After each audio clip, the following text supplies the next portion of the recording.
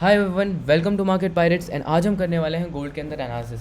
ठीक है, तो गोल्ड के अंदर हम लाइव एनालिसिस करेंगे और सारी चीज़ें बताते हुए चलेंगे कि क्या हमने देखा, क्यों हमने देखा और क्यों हम बाइंग के लिए, क्यों हम सेलिंग के लिए सोच रहे हैं। ठीक है, तो सबसे पहले जैसा हम वीडियोस में करते ही हैं कि कल की एनालिसिस को देख लेते हैं एक बार कि कल की एनालिसिस सही रही कि नहीं रही। ठीक है, तो देखो एकदम सटीक थी, कोई प्रॉब्लम नहीं थी। जैसे मैंने कहा था, वीडियो में भी कहा था कि ये लिक्विडिटी स्वीप हो चुकी है। अब यहाँ से हम उसी टाइम बाइंग में बैठ सकते हैं। ठीक है, अच्छी खासी बाइंग में बैठ सकते थे इस स्विंग के नीचे या फिर इस ओबी के नीचे हम अपना एसएल रख सकते थे और सीधा यहाँ तक के लिए या फिर यहाँ तक के लिए जो ही करना है। ठीक है, और अगर हम यहाँ से देखें तो कितने पिप्स का आया है मूव, ये रहा ना हमारी एंट्री।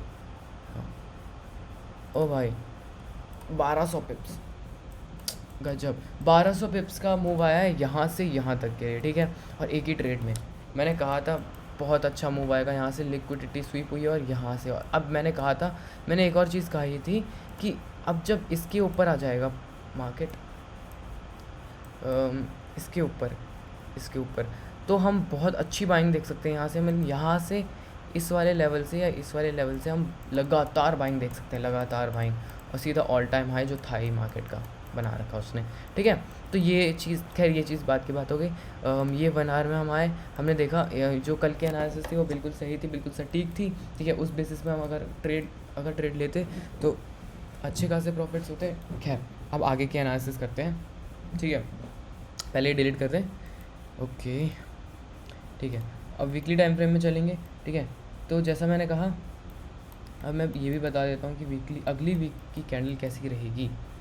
ठीक है, ओके, या फिर मैं सोच रहा हूँ कि अगली वीक की कैंडल मैं बाद में बताऊँ, ये भी हो सकता है। ओके, समझा यहाँ से क्यों आया हूँ। एफ, ठीक है, डेली टाइम फ्रेम में एफ है और मेरे को लग रहा है, मेरे को पता नहीं क्यों लग रहा है, बट नहीं नहीं नहीं नहीं, सही है सही है सही है सही है। टैप एफ, हाँ ठीक है, बढ़िया।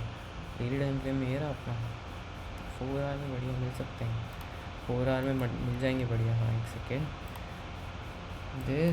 इसको हटा देता है पहले, पिवट को हटाएंगे। चलो भाई हट जा, ठीक है, ओके डन।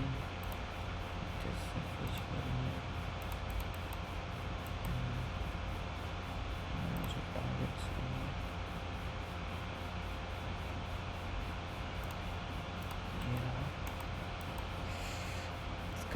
इसका 1 आवर में बढ़िया मिल जाएंगे। एक चीज़ होती है कि 1 आवर में जो हमारी लिक्विडिटी के टारगेट है वो बहुत अच्छे मिलते हैं। ठीक है, 4 आवर के पीओआईज वगैरह बहुत अच्छे काम करते हैं और 1 आवर की लिक्विडिटीज़ वगैरह। ठीक है, और 15, 5 और 1 मिनट हमारी एंट्री के लिए बेस्ट होता है। बेस्ट मीन्स देखो, जैसे 1 मिनट हो गया, 5 मिनट हो गया और 15 मिनट हो गया। ये 3 टाइम फ्रेम जो हैं, ये 3 टाइम फ्रेम हमारी एंट्री के लिए होते हैं। ये 1 आवर, 4 आवर होता है पीओआईज वगैरह के लिए। ठीक है, जहाँ से प्राइस रिफ्लेक्ट करेगा, पुल बैक लेगा अच्छा खासा। ठीक है, और 1 आवर में होता है अपनी लिक्विडिटी, बहुत बढ़िया लिक्विडिटी। ठीक है, और डेली टाइम फ्रेम अपना बायस के लिए, मीन्स बायस के लिए 1 आवर, 4 आवर डेली, वीकली और मंथली।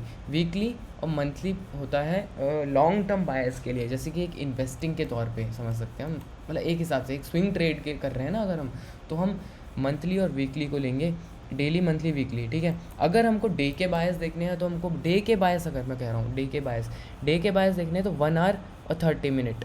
ठीक है, 4 आवर में इसलिए नहीं ले रहा क्योंकि 4 आवर बहुत ज़्यादा बड़ा हो जाता है। ठीक है, जैसे कि अभी यहाँ पे हम जाएंगे 4 आवर में तो इतना कुछ समझ नहीं आएगा कि हाँ यहाँ पे एफ है। ठीक है, कभी कभार प्राइस आ जाए, मतलब एफ वगैरह में, वैसे बहुत लेट में आता है जैसे मैं बता दूँ। ठीक है, ये अब ठीक है, तो ये चीज़ समझ गए आप। अब हम 1 आवर में चलेंगे। 1 आवर में हमने देखा, जैसे हमने अभी मैंने एनालिसिस की कि ये लेवल मैंने किया मार्क डेली में। ठीक है, अब डेली में क्यों ये चीज़ जो होती है ना, मतलब ये कि लेवल ये वाला मार्क कर दिया। अब कुछ लोग बोलेंगे कि भाई ये पुल बैक मार्क क्यों नहीं किया, यही पुल बैक मार्क क्यों किया, या फिर ये कैंडल का हाई क्यों नहीं किया, ये क्यों नहीं किया, सिर्फ यही क्यों किया। तो अगर 1 आवर में देखेंगे तो ये चीज़ ना, मतलब ये चीज़ चार्ट्स से आती है। ठीक है, ये चीज़ आती है चार्ट्स से। ठीक है, ऐसे मतलब अगर हम सीख के आए या फिर मतलब कहीं से भी सीखे, एसएमसी, आईसीटी, वाइकॉफ थ्योरी, कोई भी प्राइस एक्शन एक्सेट्रा एक्सेट्रा। ठीक है, तो इनसे सिर्फ हमको चार्ट एनालिसिस करना आएगा और उसके अलावा कुछ नहीं, ठीक है।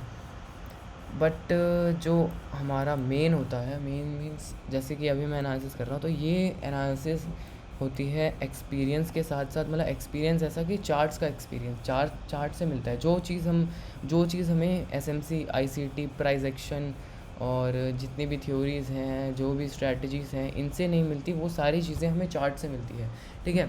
अब बोलने के लिए बहुत आसान होता है कि चार्ट देख लो, चार्ट देख लो, चार्ट देख लो। अब चार्ट भी एक तरीके से देखा जाता है, ये नहीं कि हम दिन भर चार्ट के आगे बैठे हैं, ठीक है। तो ये चीज़ें होती हैं। अब मैं एक ये वाली चीज़ भी सिखाऊंगा कि ये इतना मूव आया तो सिर्फ लिक्विडिटी के बेस पर, ये छोटी सी लिक्विडिटी के बेस पर इतना बड़ा मूव नीचे के लिए क्यों आया, ठीक है। तो ये चीज़ मैं अभी बता दूंगा, ठीक है। पहले मैं अपना व्यू बता दूं। अब डेली टाइम फ्रेम में चलते हैं। डेली टाइम फ्रेम में देखेंगे कि कल का मूव कैसे हो सकता है। मतलब ये जो चीज़ होती है इसको बोलते हैं फ्रैक्टल। फ्रैक्टल मीन्स होता है सारी चीज़ों को एक साथ मिला के हम जो व्यू निकालते हैं अपना, ठीक है। और सबसे ज़्यादा कंफ्यूजिंग चीज़ भी यही होती है एसएमसी आईसीटी के अंदर, ठीक है। मैं सारी चीज़ें लगाता हूँ, ओनली एसएमसी आईसीटी पे ट्रेड नहीं करता, ठीक है। मैं और सारी चीज़ें मीन्स जो हमारे लिक्विडिटीज़ हो गए, खैर ये तो आती हैं, support, resistance, trend line, etcetera etcetera, जितनी चीज़ें हैं सब लगाता हूँ, ठीक है। ओके, तो ये हमारा एफईजी था, ये पहले टैप हो गया था, ठीक है। पहले टैप करके फिर पुल बैक लेके फिर यहाँ पे एक और एफईजी था, एक और एफईजी टैप करके फिर अपसाइड निकला प्राइस और इसकी लिक्विडिटी फिर स्वीप कर दी, ठीक है। इसकी लिक्विडिटी फिर स्वीप कर दी और फिर प्राइस इतना नीचे आ गया, ठीक है। अब ये लिक्विडिटी स्वीप कर दी है इसने, तो इसमें अच्छा खासा मेरे को लग रहा है कि कल की कैंडल शायद से रेड बने, कल की कैंडल सेलिंग में बने, ऐसा आई थिंक। बट नहीं, अगर लोअर टाइम फ्रेम में देखूँ मैं देखूँ तो 4 आवर में यहाँ पे एफवीजी और ओबी है जो कि बहुत अच्छा काम करेगा, ठीक है। एफवीजी ओबी है और अगर प्राइस आएगा भी, प्राइस को कितना ज़्यादा लगेगा, हाँ, तो प्राइस आएगा भी तो और थोड़ा सा और नीचे आएगा। चिंता मत करो, लास्ट में, वीडियो के लास्ट में मैं सारी चीज़ बता दूंगा कि क्यों यहाँ से बाइंग होगी, कैसे, ठीक है। बस अभी समझो, ठीक है, कि मैंने ये क्यों ऐसी चीज़ें क्यों मार्क की। जैसे कि ये मैंने क्यों मार्क किया, ये था डेली टाइम फ्रेम का एफवीजी, ठीक है। डेली टाइम फ्रेम का एफवीजी, मेरे को थोड़ी गलत फहमी हो गई थी, यहाँ पे पहले ही टैप कर दिया था उसने, ठीक है। 4 आवर में क्यों इसकी चीज़ें मार्क कर रहा हूँ, ठीक है। ये ऑलरेडी टैप हो चुका है तो इसको ऑलरेडी मैंने मार्क कर रखा है। अब 1 आवर में चले तो हमको सेलिंग साइड में ज़्यादा कुछ दिखेगा नहीं। एफवीजी भी ले लिया है, बहुत ही बढ़िया, ठीक है। ये एफवीजी भी ले लिया है एंड अब 30 मिनट में चले। 30 मिनट में हमको कुछ नहीं दिख रहा, तो हाँ, सीधा सिंपल मैं कहूँगा, सिंपल, ठीक है, साफ़ और सीधी चीज़ कि भाई कल जो होगी अपनी बाइंग रहेगी, बहुत अच्छी बाइंग रहेगी कल के लिए, इतना मैं बता दूँ। डैम श्योर हूँ कि कल बाइंग रहेगी और बहुत अच्छी बाइंग रहेगी। अरे यार हट जाना, ठीक है। डैम श्योर हूँ बहुत अच्छी बाइंग रहेगी कल, ठीक है।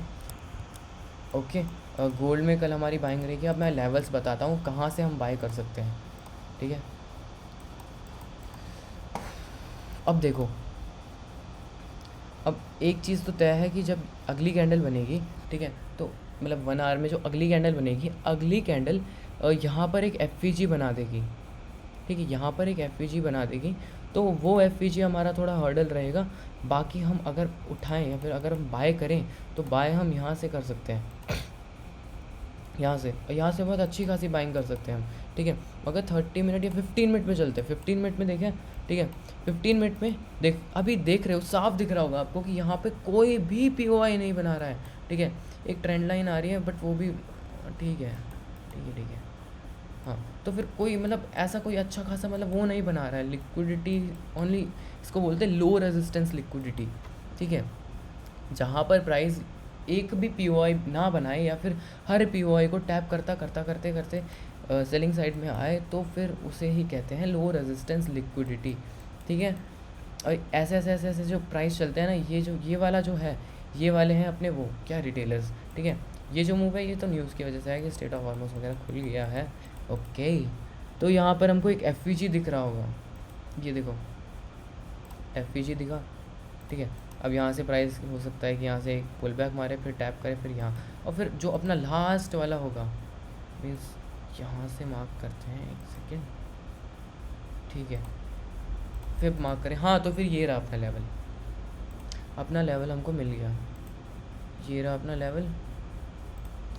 और यहीं पे उस टाइम का रेजिस्टेंस है, मतलब पिवट का कल का रेजिस्टेंस है, ठीक है। और अगर 4 आवर में चलें, एक सेकंड इसको हटाते हैं, 4 आवर में चलें तो 4 आवर में रेजिस्टेंस 1 से नीचे गिरी है प्राइस, ठीक है। तो ये ऑब्वियस था कि रेजिस्टेंस 1 से गिरनी थी, ऐसा इसलिए, ठीक है।